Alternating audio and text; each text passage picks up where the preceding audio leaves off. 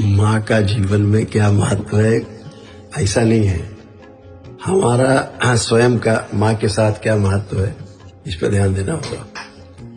माँ तो जननी है। माँ में जो न्याय में 9 भाव है, उसमें एक सबसे सुंदर भाव है ममता। माँ ममता के भाव से ओतप्रोत रहती है। यही उसका सबसे बड़ा और सबसे सुंदर भाव है अपने बच्चे के प्रति। तो जब भी हम माँ कहते हैं, माँ बोलते हैं, माँ बोलना बहुत सरल है, सबसे सरल है।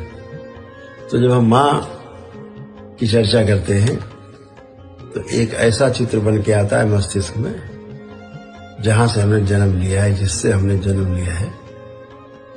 और अगर वो माँ नहीं होती, हमारी जननी नहीं होती, तो हमें मनुष्य शरीर भी नहीं मिला होता।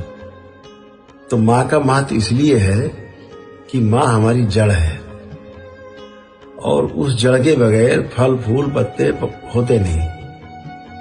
तो माँ का महत्व इसलिए और भी सबसे ज्यादा बढ़ जाता है जब हम माँ हमारी जो प्रथम गुरु के रूप में प्रतिष्ठित होती है, हम माँ के द्वारा बताए गए रास्तों पर, दिए गए संस्कारों पर जब चलते हैं तो हमारे जीवन में खुशहाली होती है।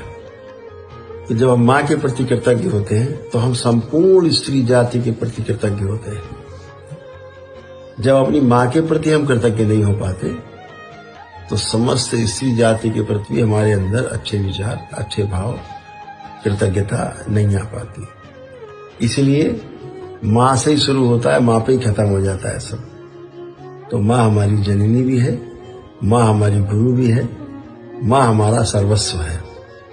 तो माँ के लिए जीना है, माँ के साथ जीना है, हमेशा जीना है। अगर अच्छे जीना है तो माँ के साथ ही जीना हो पाता है। हरिहर।